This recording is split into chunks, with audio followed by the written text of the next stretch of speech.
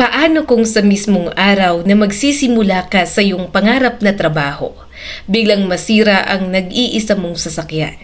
At dahil wala kang ibang pagpipilian, maglalakad ka ng halos 32 kilometers sa gitna ng gabi para lamang hindi mawala ng pagkakataon.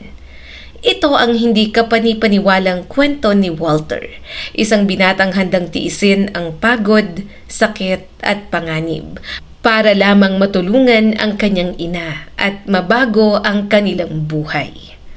Ako si Skylar at sabay-sabay nating tunghayan ang kwento ni Walter, hango sa totoong buhay. Hindi naging madali ang buhay ni Walter matapos wasakin ng Hurricane Katrina ang kanilang tahanan. Napilitan silang mag-ina na magsimulang muli sa Homewood, Alabama. Marami silang iniwan. Maraming alaala ang nawala. Ngunit higit sa lahat, nawala rin ang kanilang kapanatagan. Kaya naman, nang makarating sila sa bagong lugar, iisa lamang ang pangarap ni Walter, ang makabangon at matulungan ang kanyang ina. 20 taong gulang pa lamang siya noon. Isa siyang estudyante. Ngunit alam niyang hindi sapat ang pangarap lamang. Kailangan niyang kumilos. Kailangan niyang magtrabaho. At isang araw, nakarinig siya ng balita. May bakanteng posisyon sa isang moving company na tinatawag na bellhops. Malayo ito, halos 20 milya ang layo mula sa kanilang bahay. Ngunit hindi yun naging problema kay Walter. Mayroon naman siyang lumang sasakyan, kaya agad siyang nagtungo roon. Pagdating niya sa opisina ng kumpanya, agad siyang nag-submit ng application. Maswerte siyang nabigyan ng interview sa mismong araw na yon. Naging maayos ang usapan. Nagustuhan siya ng hiring manager. At bago pa man siya umuwi, may trabaho na siya. Pwede ka nang magsimula bukas. Parang nanalo sa loto si Walter. Paulit-ulit siyang nagpapasalamat. Habang nagmamaneho pa uwi, hindi niya mapigilan ngumiti. Sa wakas, may pag-asa na silang mag-ina. Ngunit minsan kapag akala mo ay maayos na ang lahat, doon pa darating ang pinakamalaking pagsubok. Ilang metro na lamang ang layo niya sa kanilang driveway nang biglang umusok ang makina ng kanyang sasakyan. Kasunod nito ay kakaibang ingay. Unti-unting bumagal ang takbo ng sasakyan hanggang sa tuluyan na itong huminto. Ano ba naman to? Bulong niya. Agad siyang bumaba at binuksan ang hood. Ngunit pagtingin pa lang niya, alam niyang malala ang problema. Makapal na usok ang lumalabas mula sa makina. Mukhang tuluyan ng bumigay ang sasakyan. Napaupo si Walter sa gilid ng kalsada. Pakiramdam niya'y gumuho ang mundo niya. Sa lahat ng araw, bakit ngayon pa? Bakit sa mismong araw na nakahanap na ako ng trabaho? Dahan-dahan niyang inilabas ang kanyang cellphone. Balak niyang tawagan ng manager. Sasabihin niyang hindi siya makakapasok. Hindi niya kayang bumiyahe. Wala siyang sasakyan. Wala rin siyang pera para ipaayos ito. Ngunit bago niya pindutin ang call button, napahinto siya. Naalala niya ang kanyang ina. Naalala niya ang mga bayarin. Ang bahay, ang posibilidad na mawalan sila ng tirahan. At ang lahat ng paghihirap na pinagdaanan nila matapos ang Hurricane Katrina. Napapikit siya. Hindi siya susuko.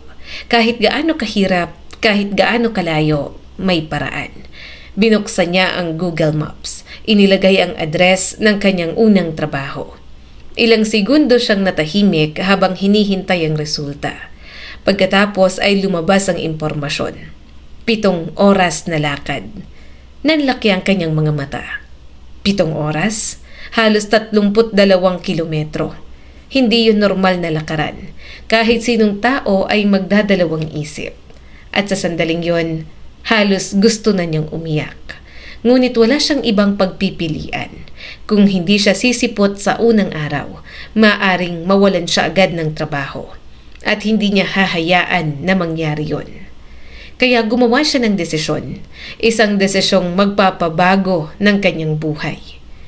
Titingin siya sa kanyang manager sa mata kinabukasan at sasabihin ginawa niya ang lahat para makarating, kahit maglakad pa siya ng magdamag. Kaya ng gabing yon, maaga siyang natulog. Nag-set siya ng alarm, 12 a.m. Pagpatak ng 12:00 ng hating gabi, Bumangon si Walter. Isinuot ang pinakakomportable niyang sapatos. Isinara ang pinto ng bahay at nagsimulang maglakad sa madilim na kalsada. Hindi niya alam kung kakayanin niya. Hindi niya alam kung makakarating siya. Ngunit isang bagay ang sigurado. Hindi siya susuko dahil para sa kanyang ina at para sa kanilang kinabukasan, handa siyang lakarin ang anumang distansya. Malamig ang simoy ng hangin habang naglalakad si Walter Carr sa madilim na kalsada. 12:00 pa lamang ng hating gabi nang umalis siya sa kanilang bahay. Sa una, puno pa siya ng lakas at pag-asa. Pakiramdam niya ay kaya niyang tapusin ang 7 oras na paglalakad. Isa lang naman ang kailangan niyang gawin, magpatuloy. Isang hakbang, pagkatapos ay isa pa. At isa pa. Ngunit habang lumilipas ang oras, unti-unting ipinapaalala ng kanyang katawan kung gaano kahirap ang kanyang pinasok. Pagsapit ng 2:00 ng madaling araw, nagsisimula ng sumakit ang kanyang mga paa. Ramdam niya ang pagkirot sa bawat hakbang. Ngunit hindi siya huminto. Paminsan-minsan ay tinitingnan niya ang oras sa kanyang cellphone. Patuloy na umaandar ang mga minuto. At alam niyang hindi siya maaaring mabigo. Sa bawat paglingon niya sa likuran, tila napakalayo na ng kanyang pinanggalingan. Ngunit sa bawat pagtingin niya sa unahan, parang napakalayo pa rin ng kanyang pupuntahan. Napabuntong hininga siya. Konti na lang, bulong niya sa sarili. Kahit alam niyang hindi pa talaga kaunti ang natitira. Mahigit kalahati pa ng biyahe ang kailangan niyang tapusin. Ngunit yun lang ang paraan para hindi siya panghinaan ng loob. Patuloy siyang naglakad, minsan ay mabilis, minsan ay mabagal. Ngunit hindi siya tumigil. Habang naglalakad, maraming bagay ang pumapasok sa kanyang isip. Naalala niya ang kanilang lumang bahay. Naalala niya kung paano sila nagsimulang muli matapos ang trahedyang dulot ng Hurricane Katrina. Naalala niya ang mga gabing nag-aalala ang kanyang ina kung saan kukuha ng pambayad sa mga gastusin. At lalo siyang pinatatag ng mga alaalang yon. Hindi pwedeng masayang ang pagkakataong ito. Hindi pwedeng mawalan siya ng trabaho sa unang araw pa lamang. Lumipas pa ang 1 oras. 3:00 na ng madaling araw. Sa puntong yon, pakiramdam ni Walter, mabigat na bakal na ang kanyang mga binti. Ang bawat hakbang ay parang may pasan siyang sako ng semento. Tumutulo na ang pawis sa kanyang noo kahit malamig naman ang gabi. Nanunuyo rin ang kanyang lalamunan. Ngunit hindi siya huminto. Patuloy lang siyang sumusulong. Pagdating ng 4:00 ng umaga, nakalakad na siya ng mahigit 10 milya. Halos kalahati na ng kabuoang biyahe. Subalit doon nagsimulang maging mas mabigat ang lahat. Parang sinusuko na siya ng kanyang katawan. Nanginginig ang kanyang mga tuhod. Masakit ang kanyang talampakan. At pakiramdam niya, anumang sandali ay maaari siyang bumagsak sa pagod. Napahinto siya sandali sa gilid ng kalsada. Huminga ng malalim, tumingala sa madilim na langit. Walter, sabi niya sa sarili, malayo nang narating mo. Kaunting tiis pa. At muli siyang naglakad. 1, 2, 3. Hanggang sa muli niyang naramdaman ang kanyang ritmo. Ngunit maya-maya lamang ay may napansin siya. May ilaw sa likuran niya. Isang sasakyan. Hindi niya ito gaanong pinansin noong una. Akala niya isa lamang itong ordinaryong sasakyan na dumaraan. Ngunit matapos ang ilang minuto, napansin niyang hindi ito umaalis. Parang sinusundan siya. Patuloy itong nasa likuran niya. Pareho ang bilis, pareho ang direksyon. Napakunot noo si Walter. Hindi niya alam kung ano ang iisipin. Madilim pa ang paligid, halos wala ng ibang tao sa kalsada. At ngayon ay may sasakyang tila nagmamasid sa kanya. Pinilit niyang huwag mag-alala. Nagpatuloy lang siya sa paglalakad. Ngunit makalipas ang ilang minuto pa, biglang umilaw ng mas maliwanag ang sasakyan. Kasabay nito ay tumunog ang maikling sirena. Napalingon siya at doon niya nakitang isa pala itong police car. Napalunok si Walter. Hindi naman siya gumagawa ng masama. Pero bakit siya pinapahinto? Dahan-dahang lumapit ang police car sa kanyang tabi. Bumukas ang bintana. Lumabas ang mukha ng isang pulis. Pagod din ang itsura nito. Marahil ay buong gabi ring nasa duty. Teka lang, iho! sabi ng pulis. Saan ka pupunta sa ganitong oras? Napakamot si Walter sa ulo. Huminga muna siya ng malalim bago sumagot. Papasok po sa trabaho. Napakunot ang noo ng pulis. Trabaho? Opo. Teka, naglalakad ka? Opo. Lakad lang? Opo. Lalong nagtaka ang pulis. Tumingin siya sa madilim na kalsada. Pagkatapos ay muling tumingin kay Walter. At gaano kalayo ang pupuntahan mo? Napabuntong hininga siya. Mga 20 milya po. Halos malaglag ang panga ng pulis. Ano? 20 milya?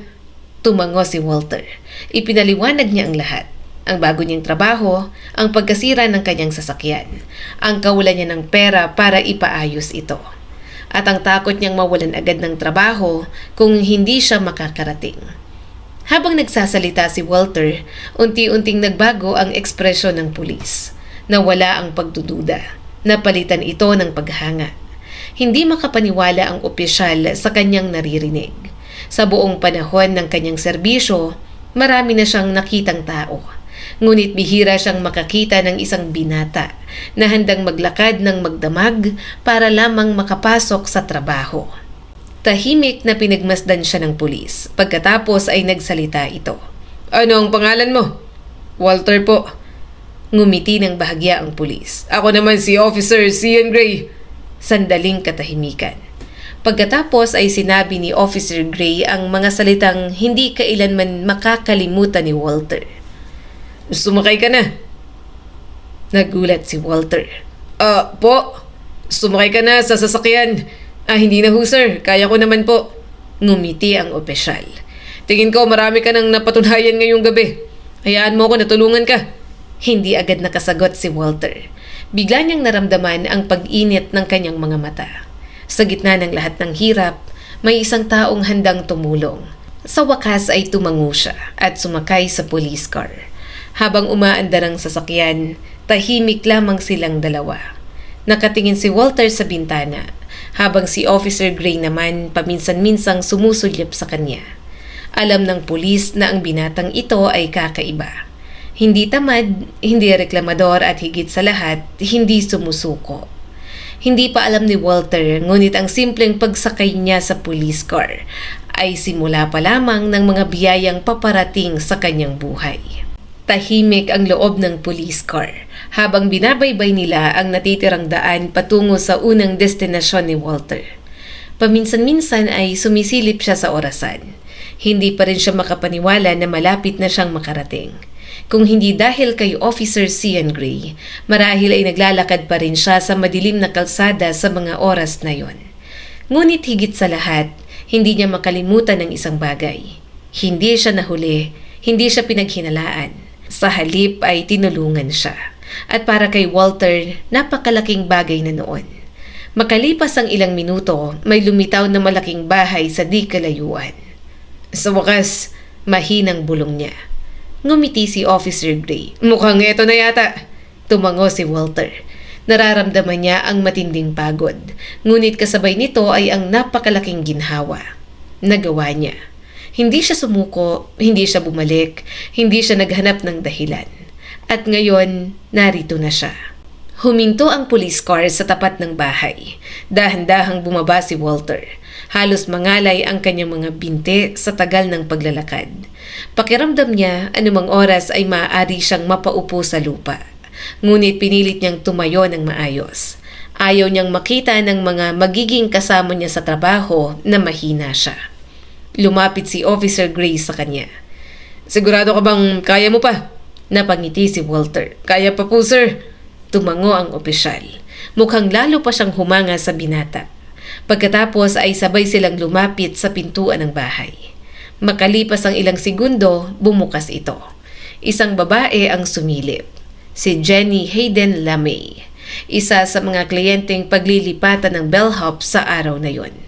Nagulat siya nang makitang may pulis sa kanyang pintuan ng ganoon kaaga. Officer, may problema po ba? Ngumiti si Officer Gray. Wala naman po. Pagkatapos ay itinuro niya si Walter. Actually, gusto ko lang sabihin sa inyo kung paano nakarating ang binatang ito rito. Napakunot ang noo ni Jenny. Nagtataka siyang tumingin kay Walter. at doon nagsimulang ikwento ng pulis ang lahat. Mula sa pagkasira ng sasakyan hanggang sa paglalakad ng binata ng magdamag at kung paano niya ito nadatnan sa gitna ng kalsada habang patuloy na lumalaban sa pagod. Habang nakikinig si Jenny, unti-unting nanlaki ang kanyang mga mata. Ano? Naglakad siya mula Homewood? Opo, buong gabi? Opo, para lang makarating sa trabaho? Tama rin po. Hindi makapaniwala ang babae. Paulit-ulit siyang napailing. Sa panahon kasi ngayon, marami ang naghahanap ng dahilan para hindi pumasok. Marami ang sumusuko sa unang pagsubok pa lamang. Ngunit ang binatang nasa harapan niya ay kabaligtaran. Sa halip na sumuko, naglakad siya ng halos 32 kilometro. Hindi niya alam kung matatawa siya o maiiyak. Ngunit isang bagay ang sigurado, hindi niya malilimutan ang araw na yon. Napakagaling mo, iho! Mahinang sabi ni Jenny. Napakamot naman si Walter. Nahihiya siya sa mga papuring natatanggap. Para sa kanya, wala naman siyang ginawang espesyal. Gusto lang niyang magtrabaho. Yun lang. Makalipas ang ilang minuto, dumating na ang iba pang miyembro ng bellhops. Isa-isa silang bumaba mula sa kanilang sasakyan. Nagulat din sila nang malaman ang nangyari. May ilan pang hindi agad naniwala. Talaga? Naglakad siya buong gabi? Ngunit nang kumpirmahin ni Officer Gray, napailing na lamang sila sa paghanga. Hindi nagtagal ay nagsimula na ang trabaho. At kahit halos buong gabi nang gising si Walter, hindi siya nagreklamo. Hindi siya naghanap ng dahilan para magpahinga. Hindi siya nagdahilan na pagod na siya. Sa halip, agad siyang tumulong sa pagbubuhat ng mga kahon. Sa paglipat ng mga gamit, sa pagkakarga ng mga ito sa moving truck, parang walang nangyari. Parang hindi siya naglakad ng ilang oras. Pinagmamasdan siya ni Jenny mula sa malayo. Lalo siyang namangha. Hindi lamang pala masipag ang binata. Mapagkumbaba rin ito. At may matibay na karakter. Pagsapit ng tanghali, hindi pa rin maalis sa isip ni Jenny ang kwento ni Walter. Paulit-ulit niya itong ikinuwento sa kanyang asawa. At habang tumatagal, lalo niyang nararamdaman na dapat malaman ng iba ang ginawa ng binata. Hindi para sumikat ito, kundi para magsilbing inspirasyon. Sa panahon na puno ng reklamo at negativity, may mga taong tulad ni Walter na pinipiling lumaban. Kaya ng gabing yon, naupo si Jenny sa harap ng kanyang computer. Binuksan niyang Facebook at nagsimula siyang mag-type. Isinulat niya ang lahat. Kung paano dumating si Officer Gray sa kanilang bahay, kung paano niya nalaman ang sakripisyo ni Walter, at kung paano nito pinatunayan na ang determinasyon ay mas malakas kaysa anumang balakid. Hindi niya alam kung may makakabasa. Hindi niya alam kung may magre-react. Ang alam lang niya ay gusto niyang ibahagi ang kahangahangang kwento ng binata. Matapos niyang pindutin ang posts, isinara niyang laptop at natulog. Ngunit habang siya'y nagpapahinga, unti-unti na palang kumakalat sa internet ang kwento ni Walter Carr. At pagsikat ng araw kinabukasan, libo-libong tao na ang nakabasa nito. Hindi pa alam ni Walter na ang simpleng paglalakad niya papasok sa trabaho ay malapit ng magbukas ng pintuan ng mga biyayang hindi niya kailanman inasahan. Kinabukasan, gaya ng nakasanayan, maagang nagising si Walter. Masakit pa rin ang kanyang mga binti. Parang bawat kalamnan sa kanyang katawan ay sumisigaw sa pagod. Hindi naman nakapagtataka. Pagkatapos ng halos 32 kilometrong paglalakad at isang buong araw ng pagbubuhat ng mabibigat na gamit, kahit sino ay mapapagod. Ngunit sa kabila nito, masaya si Walter. Nakapasok siya sa trabaho, hindi siya natanggal at nagawa niyang tuparin ang kanyang pangako sa sarili. Habang naghahanda siya para sa panibagong araw, wala siyang kaalam-alam na may nangyayaring kakaiba sa internet. Sa kabilang panig ng lungsod, patuloy na dumarami ang mga taong nagbabasa ng Facebook post ni Jenny Hayden Lamay. Libo-libong reaksyon, daan-daang komento, at parami ng paramiang shares. Ang simpleng kwento ng isang binatang naglakad ng magdamag para lamang makapasok sa trabaho, tumama sa puso ng maraming tao. May mga estudyante, may mga empleyado, may mga magulang, at maging mga negosyante. Lahat sila ay may iisang reaksyon, paghanga. Sa panahon kasi na maraming tao ang naghahanap ng dahilan para sumuko, narito si Walter na handang gawin ang lahat para lang magkaroon ng oportunidad. Isa sa mga nakabasa ng post ay isang ina na matagal nang nawala ng pag-asa sa kabataan. Nang mabasa niya ang kwento ni Walter, napaluha siya. May pag-asa pa pala ang mundong ito, komento niya. Isang veterano naman ang nagsulat.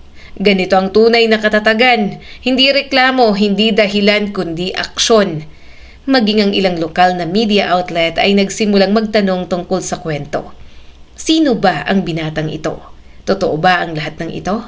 At nang makumpirma nilang totoo nga ang nangyari, lalo pang kumalat ang balita. Samantala, si Jenny ay hindi pa rin makalimot sa nakita niyang dedikasyon ni Walter. Paulit-ulit niyang binabasa ang mga komento ng mga tao at doon niya naisip ang isang bagay. Kung talagang gustong tumulong ng mga tao, bakit hindi sila gumawa ng paraan? Kaya nagpasya siyang magbukas ng isang fundraising campaign. Layunin nito na makalikom ng sapat na pera upang maipaayos ni Walter ang kanyang sirang sasakyan. Sa isip niya, kahit $2,000 lamang ay malaking tulong na. Sapat na yon para mapaandar muli ang kotse. Sapat na para hindi na kailangan maglakad ni Walter ng ganoon kalayo. Kaya itinakda niya ang target, $2,000 at pagkatapos ay ibinahagi niya ito sa online. Nung una, kaunti lamang ang mga donasyon, $10, $20, $50. Ngunit nang lumalawak ang kwento ni Walter, mas maraming tao ang gustong tumulong. Unti-unting umakyat ang halaga. 500, 1,000, 2,000. Nang maabot ang target ay natuwa na si Jenny. Ngunit hindi doon natapos ang lahat. Sa katunayan, doon pa lang pala magsisimula. Makalipas ang ilang araw, patuloy pa rin dumarating ang mga donasyon. Parang walang balak huminto ang mga tao. At habang tumatagal, lalong tumataas ang halaga. $5,000, $10,000, $15,000 hanggang sa umabot ito sa mahigit $30,000. Nang makita ni Jenny ang kabuuang halaga, hindi siya makapaniwala. Napaluha siya. Hindi dahil sa pera, kundi dahil nakita niya marami pa ring mabubuting tao sa mundo.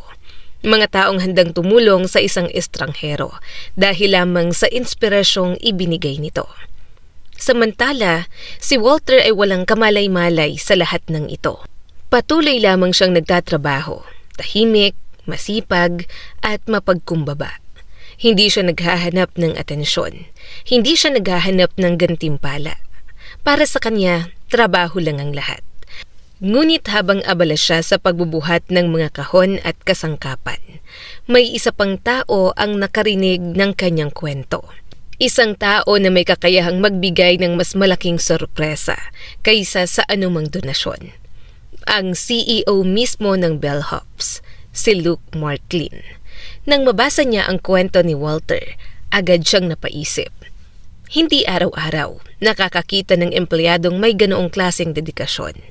Hindi araw-araw may taong handang maglakad ng 7 oras para lamang hindi mahuli sa unang araw ng trabaho. Paulit-ulit niyang binasa ang kwento at sa bawat pagkakataon lalo siyang humahanga. Pagkatapos ay gumawa siya ng desisyon.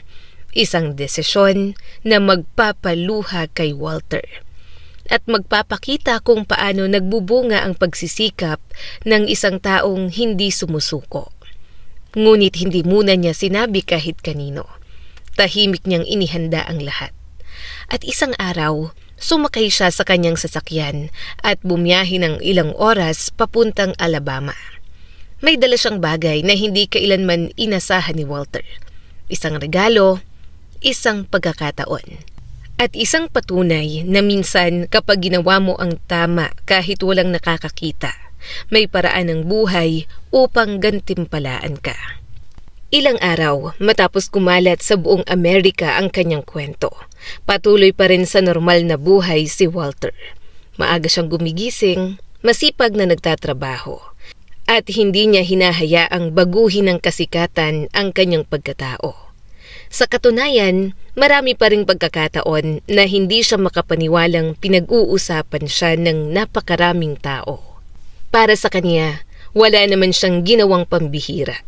Naglakad lang siya papunta sa trabaho. Yun lang. Ngunit para sa milyon-milyong tao na nakabasa ng kanyang kwento, ibang usapan yon. Nakakita sila ng isang binatang hindi naghahanap ng dahilan para sumuko. Nakakita sila ng taong mas piniling kumilos kaysa magreklamo. At yun ang dahilan kung bakit lalo pang lumawak ang suporta para kay Walter. Samantala, sa Tennessee, may isang taong matamang sumusubaybay sa lahat ng nangyayari. Ang CEO na si Luke Marklin. Habang binabasa niya ang bawat article at bawat komento tungkol kay Walter, lalo siyang humahanga sa binata. Sa kanyang isip, hindi sapat ang simpleng papuri. Hindi sapat ang isang thank you. May mas nararapat para sa isang empleyadong may ganong klase ng dedikasyon. Kaya gumawa siya ng isang malaking desisyon. Tahimik siyang sumakay sa kanyang sasakyan at bumiyahe papunta kay Walter. Gusto niya itong maging sorpresa. Pagdating niya sa lugar kung saan nagtatrabaho ang binata, agad niyang hinanap si Walter. At nang makita niya ito, katulad pa rin ng dati ang binata. Tahimik, masipag at walang reklamo habang nagtatrabaho. Lumapit si Luke. Walter! Napalingon ang binata. Apo, ako si Luke Marklin. Hindi agad nag-sink in kay Walter ang pangalan. Ngunit nang marinig niyang siya ang CEO ng bellhops, agad siyang natigilan. CEO po? Ngumiti si Luke. Oo. Napakamot si Walter sa ulo. Hindi niya alam kung bakit personal na pumunta ang CEO para makita siya.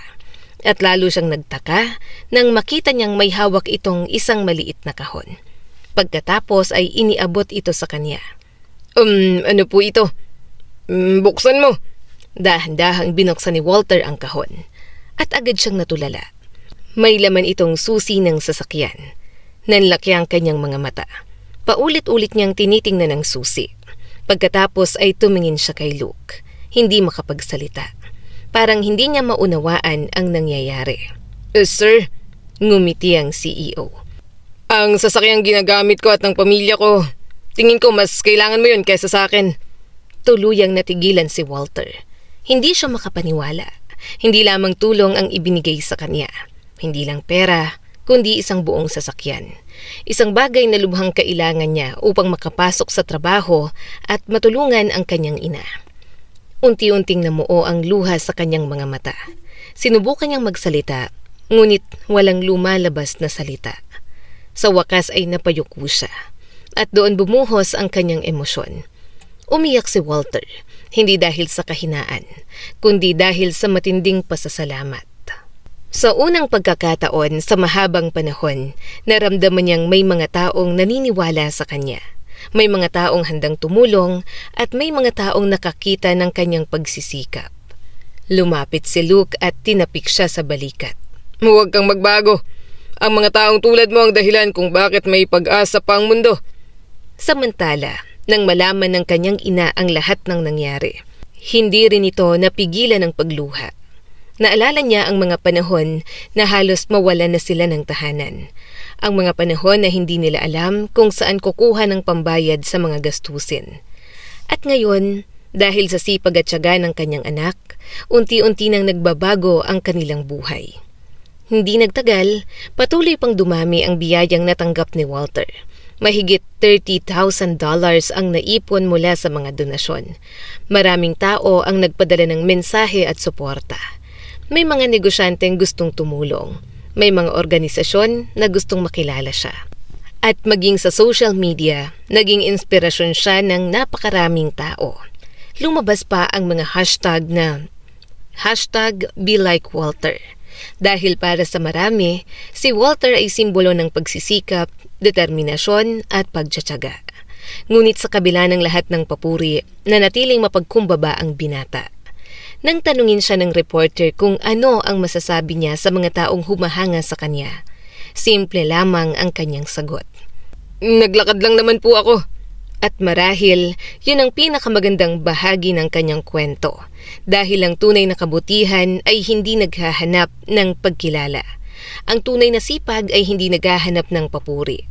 At ang mga taong may matatag na karakter ay patuloy lamang na ginagawa ang tama kahit wala namang nakakakita. Kalaunan, ipinagpatuloy ni Walter ang kanyang pag-aaral at ang kanyang mga pangarap. Isa sa pinakamalaki niyang mithiin ay ang maging isang marine. At base sa ipinakita niyang katatagan, walang duda na kaya niyang maabot ang anumang layunin na itatakda niya sa kanyang isip. Dahil ang isang taong kayang maglakad ng magdamag para sa kanyang pangarap ay isang taong hindi madaling matalo ng buhay. Ang kwentong ito ay nagpapaalala sa atin. Ang tagumpay ay hindi laging nagsisimula sa malaking oportunidad o malaking puhunan. Minsan nagsisimula ito sa isang simpleng desisyon na huwag sumuko kahit mahirap ang sitwasyon. Ipinakita ni Walter Carr na ang determinasyon, sipag at pananagutan ay may kapangyarihang magbukas ng mga pintuan na hindi natin inaasahan. Habang maraming tao ang naghahanap ng dahilan para umatras, pinili niyang maghanap ng paraan para magpatuloy. At ang pinakamahalagang aral sa kanyang kwento ay ito. Kapag ginagawa mo ang tama at ibinibigay mo ang lahat ng iyong makakaya, maaaring hindi agad dumating ang gantimpala. Ngunit balang araw, may makakakita sa iyong pagsisikap at ang kabutihan ay babalik sa paraang higit pa sa iyong inaasahan. Dahil minsan, ang pinakamahabang lakad sa buhay ang siyang nagdadala sa atin sa pinakamagandang destinasyon. Muli, ako si Skylar at sana ay may bago na naman tayong natutunan sa kwento ni Walter. Maraming salamat po.